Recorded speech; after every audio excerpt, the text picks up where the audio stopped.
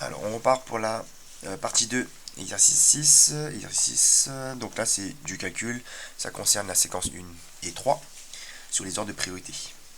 Sur le calcul prioritaire, nous là, on voit ce calcul-là, on réfléchit bien quel qui est prioritaire. Donc là, il y a les parenthèses qui sont prioritaires. Donc on va se focaliser sur la parenthèse. Donc le 3, 4 fois, on laisse pour plus tard. On s'occupe de la parenthèse. Le plus 5, on laisse dehors déjà. Ça, on peut déjà écrire parce qu'on est sûr qu'on va commencer par la parenthèse. La note dans la parenthèse, il y a quoi? On nous sert quoi? Il y a du plus, il y a du fois, il y a du divisé, il y a du moins. Il y a les 4 opérations.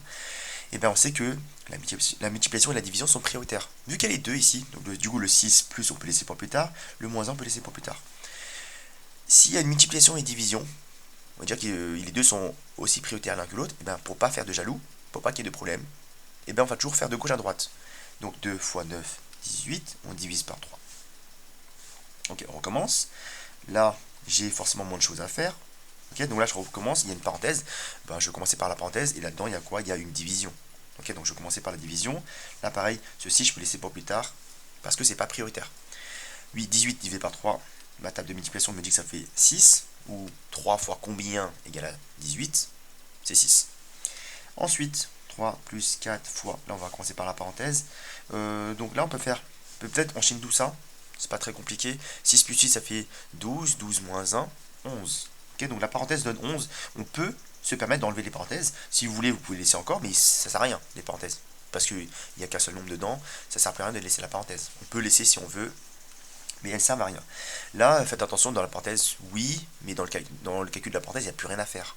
C'est juste 11. Donc là, c'est comme si j'avais un plus, un fois et un plus. Donc là, bien sûr, la multiplication est prioritaire. Donc 4 fois 11, 44. Et après, on additionne le tout. 3 plus 44, ça fait 47. Et 5, ça me fait 52. Ok, là, c'était le A. Alors, le B. 6 plus 7 fois 72, on divise par 9, plus 4, moins 2. Ok, il y a une parenthèse à gauche, une parenthèse à droite. Et bien, rien n'empêche de faire en simultané. Avant de faire en simultané, demandez-vous, est-ce que, si je fais ce calcul-là, est-ce que ça va perturber ou pas d'autres choses, d'autres parenthèses ou pas, ou d'autres priorités? Là, non.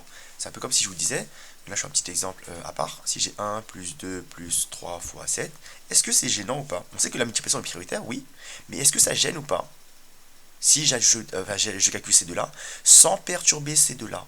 Ben, vous verrez que non. Là, si je fais 3 à gauche, ici, et là j'ai 21, ça ne va pas gêner le 21. Le 21 qui était prioritaire, oui, mais là j'ai économisé, entre guillemets, une ligne. Ok, ça donne ça. Okay, donc à chaque fois, demandez-vous si je fais ça, en sachant que ce n'est pas prioritaire. Si je le fais quand même, est-ce que ça perturbe ou pas la priorité du calcul? Okay, donc là, on peut faire ça en parallèle. Ça ne perturbera pas la parenthèse de droite. Donc 6 plus 7, 13. Multiplié par quoi? Là, je vais mettre une parenthèse. 72, là j'ai une division, j'ai un plus, et là j'ai un moins. Mal écrit.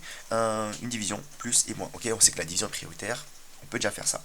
Est-ce que ça gêne ou pas si je fais ces deux-là qui sont sur le côté droit, en sachant que eux deux ne vont pas gêner la division qui est prioritaire. Ok, mais là ça gêne pas.